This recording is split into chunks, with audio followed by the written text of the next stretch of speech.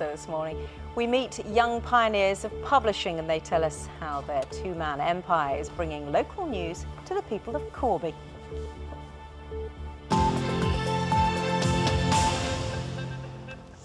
It's considered to be one of the most competitive commercial markets to break into, even for professionals, but it hasn't deterred two teenagers from giving it a go. We're talking about publishing. Entrepreneurs Sean and Louis have launched a news magazine in their hometown of Corby in Northamptonshire. They're writing, designing and editing it themselves. They're the latest stars of a special series we're running on Pioneers this week. Phil Lavelle has been to meet them.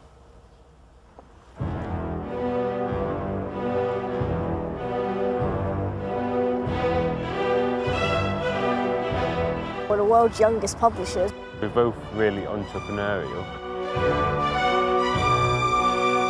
They are the young pioneers of publishing, and this is their baby. Sean and Lewis are just 14 and 15 years old, but their free magazine reaches 1,000 homes and businesses in their hometown already. And what else is important in this issue? A two-man empire bringing local news to the people of Corby. Lewis is head of sales, he does all the sales and that kind of thing, and then I do the design, the editorial, the research, the production, And then we got bored of what we were doing at the start, which was like affiliate marketing, and then we had the idea of a magazine, so we went ahead with it. Hi there, we're from Corby Magazine, we're coming to do an interview. Hi there. They are certainly putting the hours in, conducting their own interviews on important issues like plans to regenerate Corby Town Centre and putting developers on the spot. So you dropped a few months ago Evolution Corby. That might have lost you some credit with the residents. That's more an issue for the council to deal with. Yeah, Plus, raising all their own cash to fund printing and distribution costs, approaching local businesses. For a full page, we could do £150. Ow! And haggling a good deal. You got yourself a deal. Cheers. Nice one, thank you. Thank you. All right, we'll be in touch. See you soon. Cheers, Thanks, bye. There are certainly very big plans for this magazine. It started in June with 200 copies, and this issue, that's jumped to 1,000. And the hope is that by the end of next year, they'll be running off 25,000 copies per quarter. That is one for every single home in the Corby area. Certainly very ambitious, yes, but then again, not beyond the realms of possibility, especially when you look at what Sean and Lewis have achieved already. Until now, the magazine has mainly been found in places like hairdressers and dentists. Who wants to know about Danny and Cheryl when they can read about what's happening in Corby?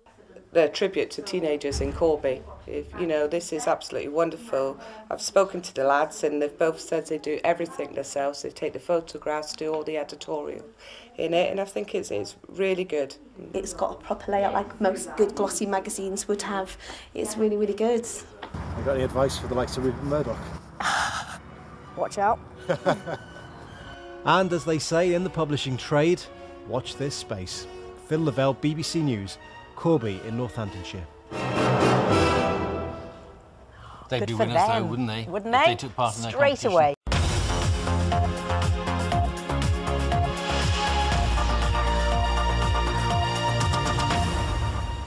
Two Northamptonshire schoolboys have won a national award for their enterprising business venture.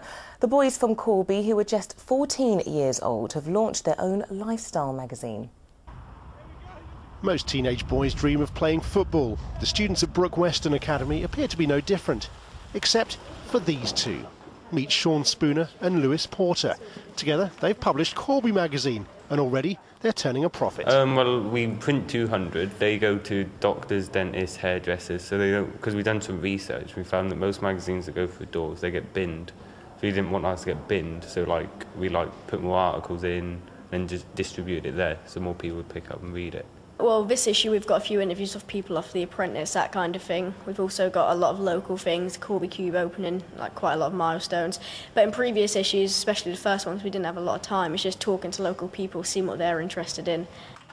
Corby Magazine's not just about making money, though. The boys' business plan's already paying dividends in other areas. Just months into a notoriously tough trade, they've scooped the Children and Young People's Partnership Young Entrepreneur Award. Not bad for brownie points with your head teacher. I think it's fair to say in the first 3 years at Brook Western, whilst they worked hard, they perhaps weren't as focused as they should have been, and yet the dawn of this magazine has turned them into superb students who are prepared to exhibit all of those characteristics we look for in young people. At 14, they're thought to be the youngest publishers in the world, but it's long-term success they really hunger for. If success comes to those who don't wait, Sean and Lewis are bound to walk away with it. Joseph Hall, BBC Look East, Corby.